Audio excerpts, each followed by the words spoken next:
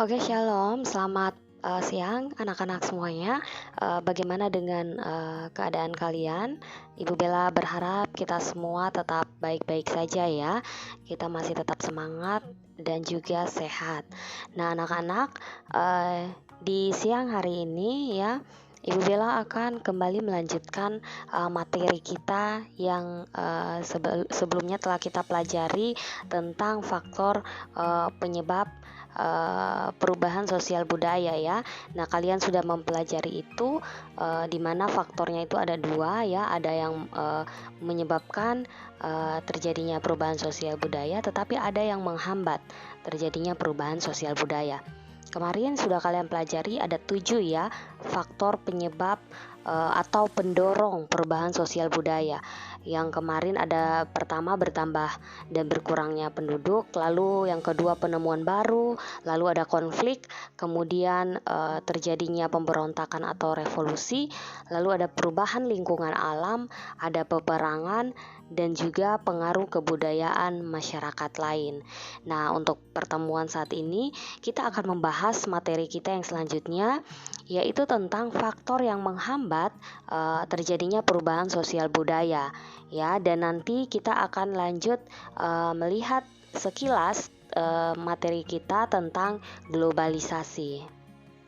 Nah, anak-anak, faktor penghambat terjadinya perubahan sosial budaya yang akan kita bahas ada 5 ya. Yang pertama ada kehidupan masyarakat yang terasing, yang kedua perkembangan ilmu pengetahuan yang terlambat, yang ketiga sikap masyarakat yang tradisional, yang keempat adanya prasangka terhadap hal-hal baru atau asing, dan yang kelima adalah adat istiadat. Kita akan bahas satu-satu ya. Yang pertama adalah kehidupan masyarakat terasing. Nah, anak-anak, kita tahu ya bahwa tidak ada masyarakat yang mau untuk kehidupannya itu terasing dari orang lain ya. Tetapi hal ini dapat terjadi karena kondisi daerah yang terisolasi dari jalur komunikasi dan transportasi. Sehingga ini menyebabkan mereka itu menjadi terisolasi dari masyarakat yang lain, dan hal ini bisa menghambat terjadinya perubahan sosial budaya. Kenapa demikian?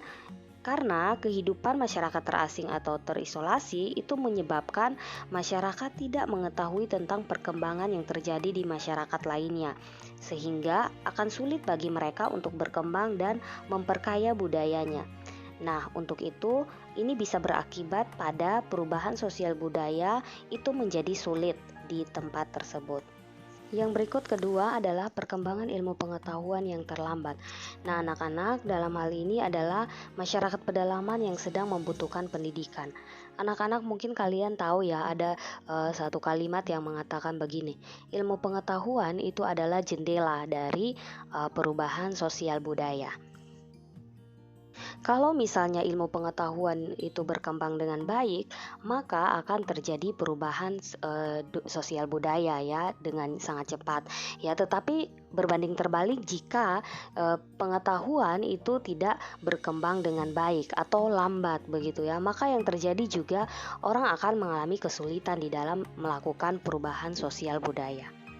Berkembangnya ilmu pengetahuan juga dapat dilihat dari maju tidaknya pendidikan di dalam masyarakat itu. Memang kalau ada daerah yang dikatakan 3T ya, atau terisolasi, terasing, terpencil, dan jauh dari masyarakat lain, ini akan sulit untuk mendapatkan ilmu pengetahuan. Nah, yang berikutnya adalah sikap masyarakat yang tradisional. Nah, anak-anak, ini adalah contoh ya dari salah satu suku yang ada di Indonesia, yaitu suku Baduy ya, yang masih syarat dengan nilai-nilai yang ada di dalam kehidupan mereka ya. Nah, mereka ini salah satu suku yang ada di daerah Banten ya, yang masih menggunakan sikap tradisional warisan dari nenek moyang ya.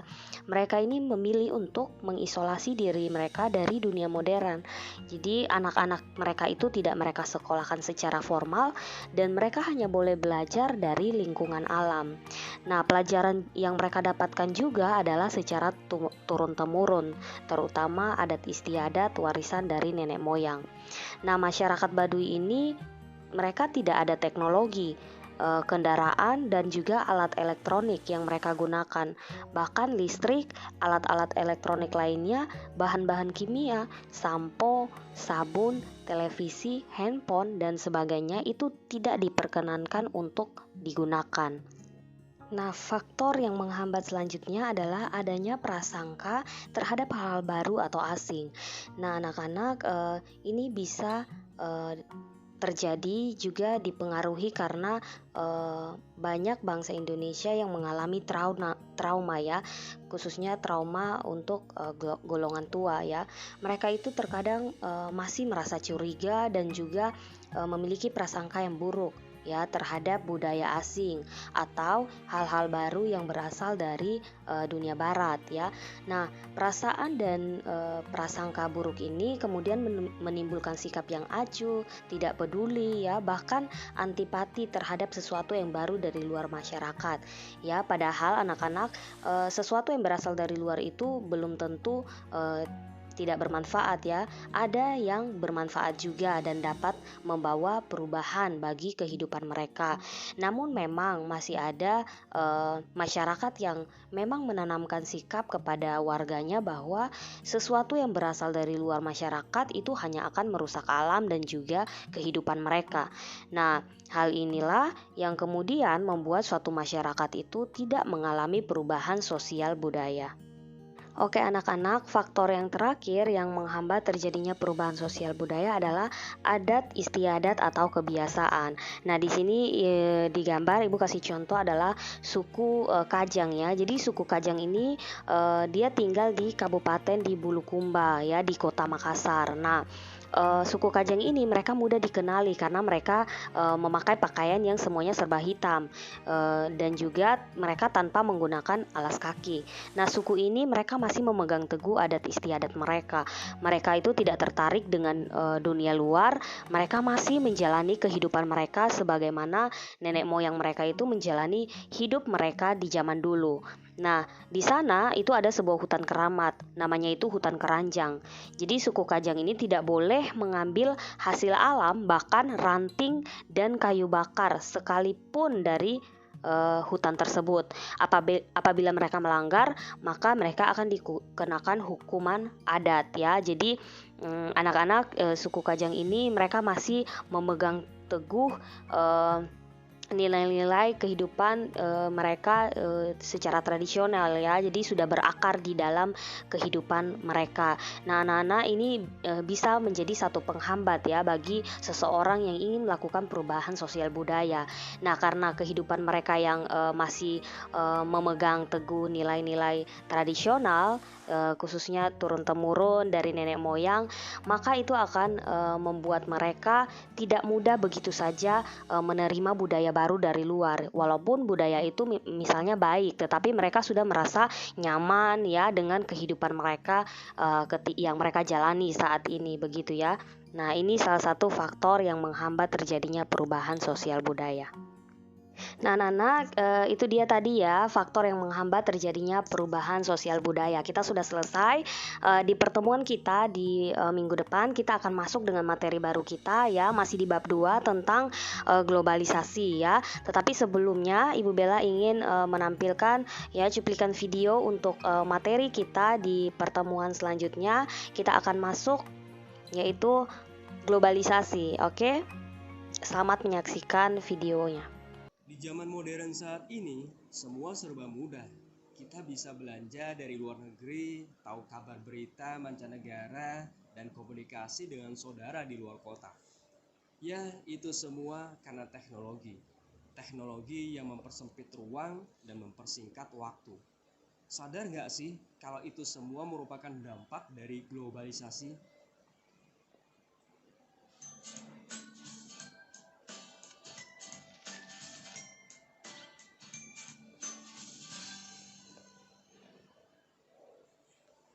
Halo sahabat rumah belajar, pada kesempatan kali ini kita akan mempelajari materi globalisasi bersama Pak Fah, Duta Rumah Belajar Jawa Tengah. Apa sih globalisasi itu? Apa saja faktor pendorongnya dan bagaimana dampaknya? Kalian tahu nggak apa itu globalisasi? Globalisasi adalah meluasnya pengaruh kebudayaan dan ilmu pengetahuan ke seluruh penjuru dunia. Bisa dibilang globalisasi itu identik dengan global village, di mana batas antara negara menjadi pudar karena adanya teknologi dan informasi. Lalu kok bisa ya menjadi pudar? Karena saat ini setiap orang bisa pergi kemanapun dengan cepat dan mudah menggunakan beragam transportasi modern, seperti pesawat terbang, kapal pesiar, atau menggunakan kereta api. Selain dari itu, interaksi dan komunikasi lintas negara sekarang tuh gampang diakses melalui koneksi internet. Globalisasi itu tidak terjadi secara otomatis, tapi ada loh faktor penyebabnya, seperti ilmu pengetahuan dan teknologi atau IPTEK. Dengan IPTEK, akses informasi dan transportasi gampang dijangkau dengan cepat dan mudah. Dunia serasa tanpa batasan ruang dan waktu. Selain dari itu, dengan adanya pasar bebas, transaksi ekonomi lintas negara dapat dilakukan secara online. Kita mudah belanja barang dari luar negeri hanya dengan menggunakan gadget. Faktor lainnya adalah migrasi atau perpindahan penduduk. Fenomena migrasi menjadikan warga lokal pribumi semakin terbiasa dengan adanya budaya asing yang baru. Transparansi pers juga menjadi faktor pendorong terjadinya globalisasi. Kabar berita dari berbagai daerah saat ini gampang kan kita saksikan. Pers menjadi media penghubung informasi kepada masyarakat dunia. Globalisasi tidak terhindarkan karena ilmu pengetahuan dan teknologi akan terus berkembang. Lalu, bagaimana dampak globalisasi itu? Di sektor ekonomi, transaksi ekonomi menjadi lebih mudah dan efisien melalui e-commerce atau perdagangan elektronik. Akan tetapi menjadi masalah jika produk lokal tidak siap bersaing. Pasar tradisional ditinggalkan, yang akhirnya menyebabkan pengangguran bertambah, kemudian mengakibatkan kesenjangan meningkat di masyarakat. Nah, itulah tantangan yang harus dihadapi. Sedangkan dalam kehidupan sosial, masyarakat menjadi semakin modern. Segala kebutuhan dapat dipenuhi dengan mudah melalui teknologi. Akan tetapi menjadi masalah jika masyarakat tidak memfilter budaya asing, menelan mentah-mentah budaya luar negeri yang kadang tidak sesuai dengan budaya Indonesia. Hal ini akan mengakibatkan degradasi budaya, dekadensi moral, dan munculnya paham radikalisme. Bagaimanapun sebagai orang Indonesia, budaya lokal harus dilestarikan. Jadi, kesimpulannya adalah globalisasi itu adalah sebuah keniscayaan yang tidak mungkin terelakkan. Tapi kita wajib melestarikan budaya Indonesia. Oke guys, sahabat Rumah Belajar, kunjungi terus Rumah Belajar ya, dan follow media sosial kami. Oke anak-anak, itu dia tadi ya cuplikan dari materi kita yang akan kita pelajari di minggu depannya ya, tentang perubahan sosial budaya dan globalisasi untuk bagian materi globalisasi. Nah anak-anak, ini materinya untuk pertemuan berikutnya ya. Nah, Nana, ini menurut Jan Ledervin Peters, dia menyatakan bahwa globalisasi adalah proses jangka panjang dari keterkaitan atau interconnectedness dunia yang makin meningkat. Globalisasi menimbulkan peningkatan keterkaitan dan ketergantungan antar manusia, seperti di bidang perdagangan, ekonomi, dan sosial budaya karena batas negara yang bias. Nah, Nana, ciri-ciri yang menandakan semakin berkembangnya fenomena globalisasi di dunia yaitu pertama, perubahan dalam konsep ruang dan waktu. Yang kedua, ketergantungan ekonomi. Yang ketiga, peningkatan interaksi kultural melalui perkembangan media massa. Dan yang keempat, meningkatnya masalah bersama. Nah, Nana, untuk bentuk-bentuk globalisasi dapat dibagi antara lain atas globalisasi dalam bidang budaya, komunikasi, ekonomi, ilmu pengetahuan dan teknologi, transportasi, dan politik.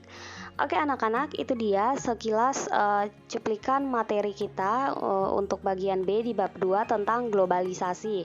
Minggu depan kita akan mempelajari ini. Ibu Bella kembali mengingatkan ya kepada setiap kalian yang belum mengumpulkan tugas, jangan lupa untuk dikumpulkan tugasnya ya. pertemuan selanjutnya kita lanjut dengan bentuk-bentuk globalisasi. Oke, semangat anak-anak.